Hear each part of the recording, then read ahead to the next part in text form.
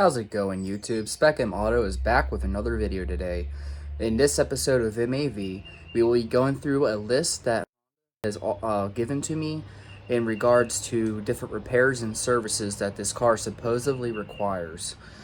So we're going to go through and we're going to look at the car ourselves and we're going to determine if Honda is telling the truth or they might be lying in some places to make some money.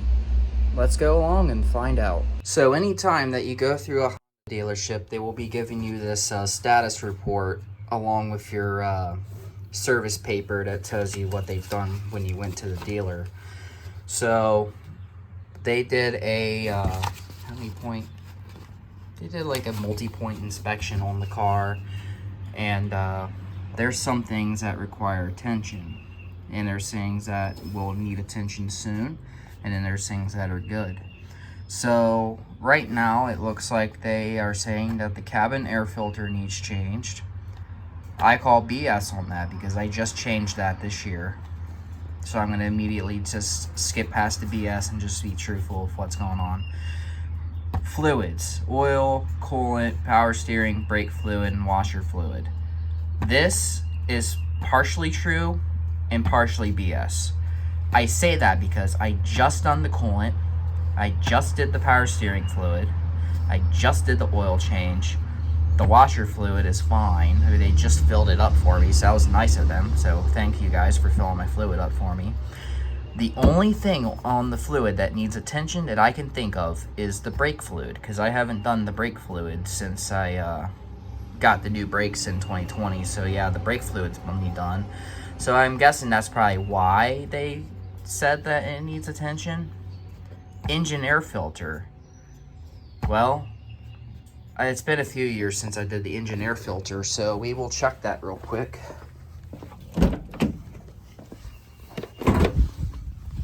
And see if the air filter really is that bad. Let me put the hood up real quick and there we go, because I don't want to smash my head under here. Alright, let's open up this filter. Just 4 little clips, very quick. Pull up and out. Get the lid out of the way. Here's our filter. Let's see how our filter's looking. In my opinion, the air filter doesn't look really that bad at all for how long it's been in this car. I've got this air filter's been in the car since I believe 2021, so it's been in the car for 2 years. Technically, they say that you need to change the air filter every year, but I just think that's a waste of money. I think you should get the full life out of the filter before you replace it. Like, if it's looking all black and nasty, and there's a bunch of dead bugs and a bunch of crap in between the filter, then yeah, replace your filter. But in my opinion, this filter looks fine, and I could probably get at least another year out of it. What do you guys think? Comment below. Alright, so they're saying that the belts and everything else is good, so that's good. Battery is all good, that's good. Shock absorbers and suspension. This is actually one that I kind of do believe in, because especially in the last like year and a half, the ride quality of this car has gotten kind of worse, and the shocks and all don't look very good. So I will take the shock absorbers and suspension needing attention as being true. These two are good. Muffler's good. Steering, gearbox, linkage, and boots and joints, they're all good. Engine oil and fluid leaks. That could be true because I have seen a little bit of fluid under the hood, but I feel like that could be transmission fluid. I'm not sure. They didn't say anything to me about this when they got my car back to me, so who knows. Underbody splash is good, and now they're saying drive shafts and CV boots and things need replaced. So we will lift the car up, we'll take a look under there and check all the CV axles and boots and things like that, and we'll see if they're actually torn, because here they say that the driver front boot is ripped and is recommended replacement. So we'll look at that, we'll lift the car up, and we'll crawl underneath, and we'll see if the boot is really tore. Alright guys, I got the car lifted up. Let's see if there's any truth to this. So here's the CV axle, here's the boot. So right off the bat, it doesn't look torn. Let's see. Yeah, there's nothing wrong with the boot. I don't know why they say it's tore. It doesn't even move. It's solid. There's nothing wrong with the driver's side axle. Here's a closer look.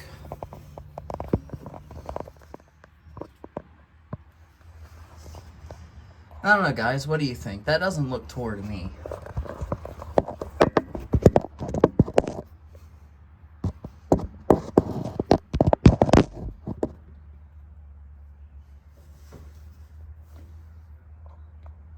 You guys can't focus here.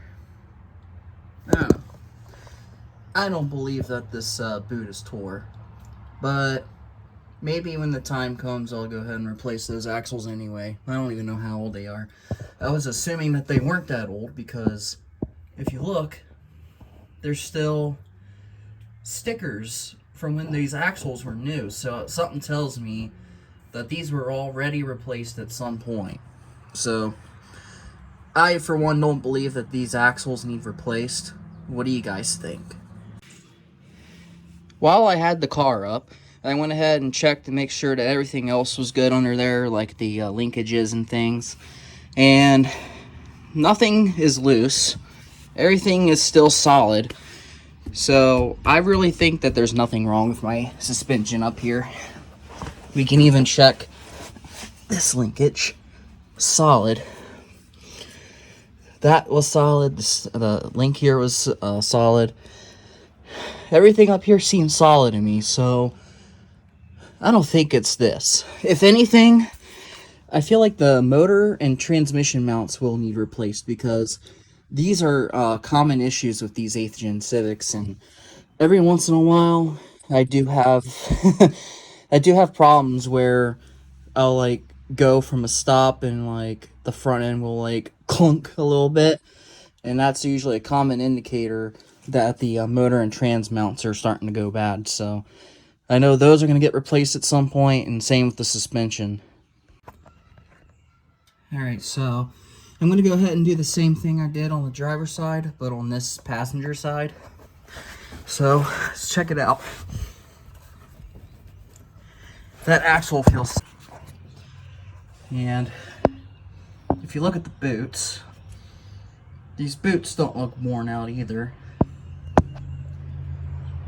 What do you guys think?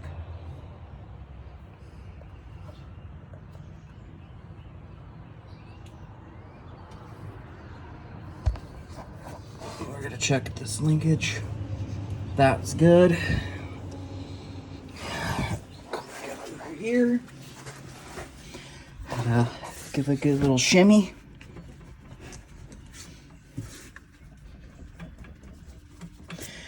It's solid. So as far as I'm concerned, there's nothing wrong with my front end in terms of the CV axles and some of the linkages that are up front. And wheel bearings are good. So the only thing I could see myself replacing are the shocks, because these shocks 100% look worn.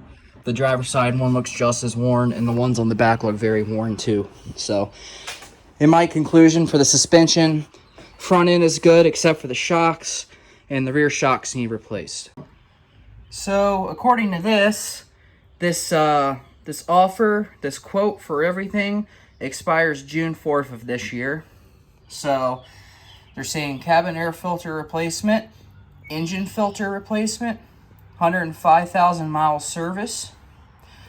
I don't believe in that, especially for a car this old. If it was like a new car, sure, but a car that's 13 years old, that's kind of stupid.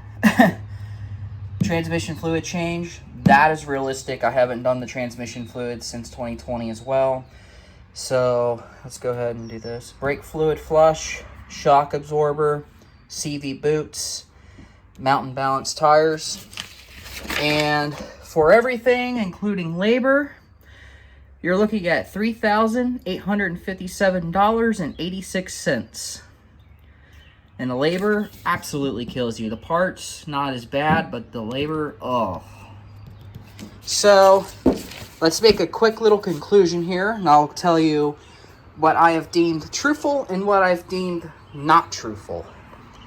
Cabin air filter, not truthful. Engine air filter, not truthful. Not truthful. That is truthful. I believe that.